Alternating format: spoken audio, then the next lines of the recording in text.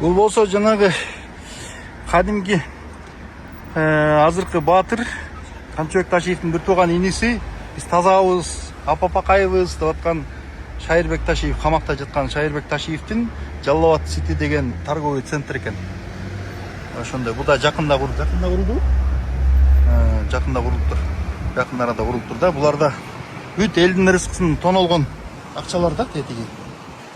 Бул болсо ошол Жалал Абад Ситинин экинчи филиалы экен, уландысы экен да, то есть. Аябай бул жер аябай чоң турбайбы? Тиягына да, биягына да килтейт туруптур. Шайырбек Ташиев деген уурунун, элдин рызкысын уурдаган уурунун ошол немеде курган, Жалал Абадта курган Жалал Абад Сити деген соода борбор экен. Жанагы Кыргыз нефтегаздан Кыргызстандын рызкысынан кустурулган акчалардан уурдалган эмеге доляга салынган мына үйлөр. Ой, үйлөр дейм да, торговый центр, мүлктөр.